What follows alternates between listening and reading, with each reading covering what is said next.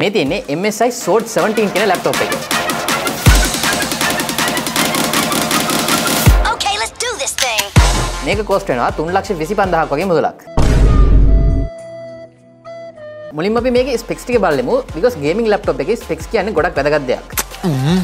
මේ laptop එකට තියෙනවා Intel Core i5 12 Gen H series processor එකක්, ඒ වගේම 8GB DDR5 RAM එකක්, ඒ වගේම RTX 2050 graphics card එකක්. and මේක තමයි highlight part එක. මේ laptop එකට තියෙන්නේ 17.5 inch full HD 144Hz refresh rate ලොකු display එකක්. අපේ channel එකෙන් දැනට review කරලා තියෙන ලොකුම laptop එක මේක තමයි.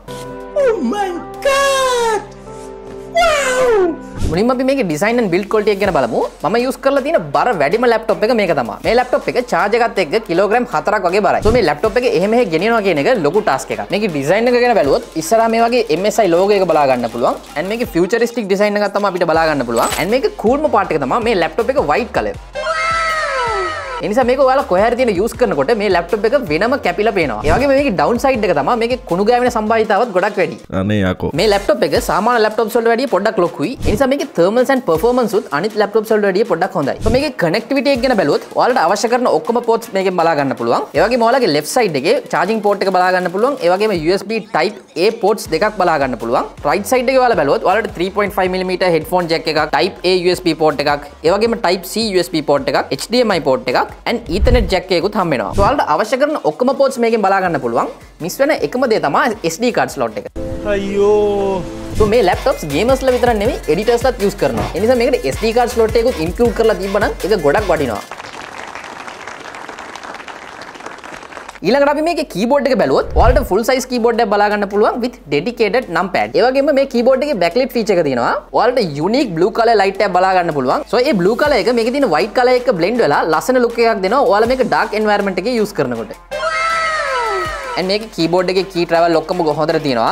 ඊළඟට මේකේ trackpad එකත් ගොඩක් හොඳයි. ඔයාලට අවශ්‍ය කරන gestures ඔක්කොම මේකෙන් support කරනවා. So keyboard and trackpad බලුවොත් දෙකම මේ laptop එකේ හොඳට බලා ගන්න පුළුවන්. ඊළඟට අපි performance ගැන discuss කරොත් මේ laptop එකට තියෙන්නේ Core i5 12 Gen H series processor එකක්. අපි laptop buying guide කියලා වෙනම video එකක් කරලා තිනවා. මම මේ video එකේ clearly explain කරලා තිනවා මේ laptop processors වල තියෙන English letters ගැන. So මේ video එක බලලා ඉවර වෙලා ඔයාලා ඒකත් ගිහින් බලන්න මේක ගැන වැඩි idea එකක් ගන්න. and ඊළඟට මේකට RTX 2050 graphics card එකක් බලා ගන්න පුළුවන් with 60 watt TGP. ඔයාලා මාව social media එකේ follow කරනවා නම් ඔයාලා දන්නේ නැති TGP එකක් කියන්නේ මොකක්ද කියලා. Total graphics power. Long story short, basically TGP එක වැඩි වෙන්න performance එකත් වැඩි වෙනවා. ඒ වගේම consumption of battery එකත් වැඩි වෙනවා. So අපි මේකේ Cinebench R23 use කරගෙන benchmark test එකක් run කරා. මේක තමයි එයාලා දීපු results එක. and මේ price range එකට මේ scores ඔක්කොම ගොඩක් හොඳයි. මේ laptop එකේ gaming performance එක බැලුවොත් මේක Tomb Raider, Assassin's Creed Origin වගේ games ලේසියෙන්ම handle කරනවා කිසිම ගේමක් නැතුව.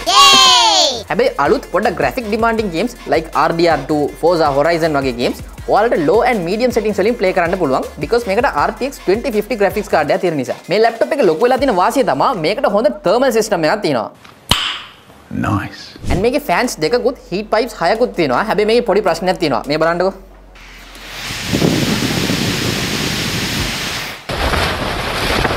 So මේකේ fans on කරපු ගමන් ඔයාලට මාර noise එකක් බලා ගන්න පුළුවන්. හැබැයි ඔයාලා headset දාලා games කරනවා නම් කිසිම ප්‍රශ්නයක් නැහැ. ඒ noise එක ඔයාලට ඇහෙන්නේ නැහැ. හැබැයි tech review එකක් හැටියට මගේ responsibility එක ඒ ඔක්කොම කියන එක ඔයාලට. අඩයි අඩ පාවයි bloody rascal I hit the bug I hot the bug මම තරගරින්. ඒ වගේම මේ laptops වලට mux switch කියලා feature එකක් තියෙනවා. ඒකේ මොකක්ද කියලා මම explain කරන්නම්. basically ඔයාලා non gaming task කරනවා නම් මේකේ තියෙන integrated graphics card එකෙන් තමයි මෙයා power එක use කරන්නේ. හැබැයි ඔයාලා game එකක් නැත්නම් editing software එකක් launch කරොත් එයා automatically dedicated graphics card එකට change වෙනවා. So මේකේ මොකද්ද වෙන්නේ කියලා කිව්වොත් battery එකත් save වෙනවා. ඒ වගේම ඔයාලට performance එකත් හම්බ වෙනවා. ඊළඟට අපි මේකේ display and sounds ගැන කතා කරමු. මේ laptop එකට 17.5 inch full HD display එකක් හම්බ වෙනවා with 144Hz refresh rate. So මෙච්චර ලොකු display එකක් තියෙන නිසා ඔයාලා movie බලන එක games ගහනකොට එහෙම හොඳ viewing experience එකක් ගන්න පුළුවන්. and මේකේ display quality එකක් ගොඩක් හොඳයි. colors ඔක්කොම හොඳට බලා ගන්න පුළුවන්. ඔයාලා හැම වෙලෙම movie බලන කෙනෙක් නම් මෙන්න මේ display එක ඔයාලට කියාපු display එකක්. ඊළඟට අපි මේකේ sounds ගැන කතා කරොත් අපි කලින් review කරලා තියෙන gaming laptops වල අපි කියලා තියෙනවා ඒකේ sounds quality එක එච්චර හොඳ නැහැ කියලා. හැබැයි මේක එහෙම නෙවෙයි. මේක ඔයාලට high res audio support කරනවා. and මේකේ sounds ටික මුළු කාමරයක්ම පුරවන්න ඇති. හැබැයි ඒකට රීසන් එක තමයි මේ ලැප්ටොප් එකේ size එක. මේකේ size එකෙන් ලොකු වෙන්න මේකට හොඳ ස්පීකර්ස් උත් එයාලට set කරන්න පුළුවන්. ඊළඟට අපි මේකේ battery life එක ගැන කතා කරොත් මුලින්ම ඔයා මේකේ charge එකට ගහන්න නැතුව games ගන්න එක හිතන්නවත් බලන්න එපා.